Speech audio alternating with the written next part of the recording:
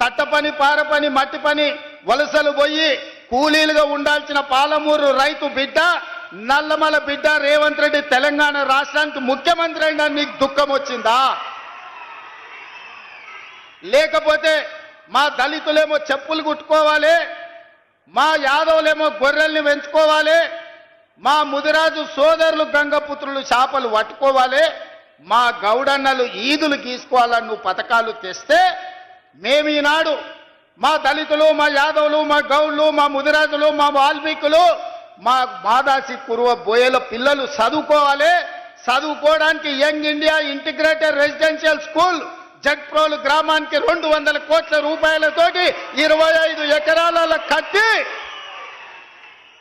చెప్పులు గుట్టుడు, చేపలు పట్టుడు, ఈదులు గీసుడు, గొర్రెలను పెంచుడు మా తాతలు ముత్తాతలు వాళ్ళ తాతలు కూడా ఆ వృత్తిలో వచ్చారు. ఇవాళ మా పాలమూరు జిల్లా మేలుకొన్నది. మా పిల్లలను డాక్టర్లను చేయాలి, ఇంజనీర్లను చేయాలి, ఈరోజు ఐఏఎస్లను చేయాలి, ఐపీఎస్లను చేయాలి, రాజ్యాలను ఏలాలి. మా పాలమూరు బిడ్డ తెలంగాణకు ఒక 20 ఏళ్ళు ముఖ్యమంత్రిగా ఉండాలి అని మా జిల్లా కంకణం కట్టుకున్నందుకు ఇవాళ నీకు కడుపు నొప్పయి దుఃఖం వచ్చిందా చంద్రశేఖరరావు గారని నేను అడుగుతుండా. మేము చేపలు పట్టుకోవాలి, మేము చెప్పులు కుట్టుకోవాలి, నువ్వు నీ బిడ్డలు నీ మనమన్లేవో రాజ్యాలు ఏలాలనా? అంటే మా పాలమూరు వాళ్ళకి మంత్రి పదవి వద్దా? ఇవాళ ఈ పాలమూరు జిల్లాలో 14-12 గెలిచినాం, కానీ 14 గెలిచినుంటే ఇంకొక మంత్రి పదవి అదనంగా వచ్చేది.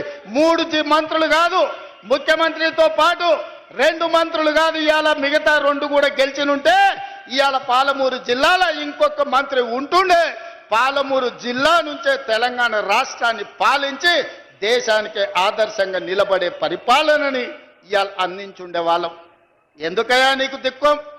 40 ఏళ్ల నుంచి మా దళితులు, ముఖ్యంగా మా మాదిగ బిడ్డలు వర్గీకరణ కావాలి, మాకు న్యాయం జరగాలి, జీవితకాలం పశువులను కోసుకోవాలి, పశు మాంసమే తినాలనా? ఆ చర్మాన్ని తీసి చెప్పులు కుట్టి బతకాలనా?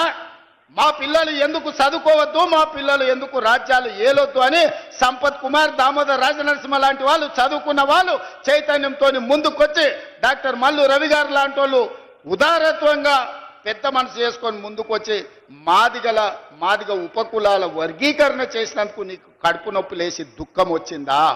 ఎందుకంటే ఇవాళ ఇప్పుడే దామోదర్ రాజనరసింహ గారు చెప్తున్నారు, ఈసారి పిల్లలకు ఎడ్యుకేషన్లో, మెడికల్లో, నర్సింగ్లో చాలా సీట్లు వచ్చినాయి. పిల్లలు చాలా సంతోషంగా ఉన్నారు. వాళ్ళ తల్లిదండ్రుల కళ్ళల్లో నేను ఆనందం చూసినాను.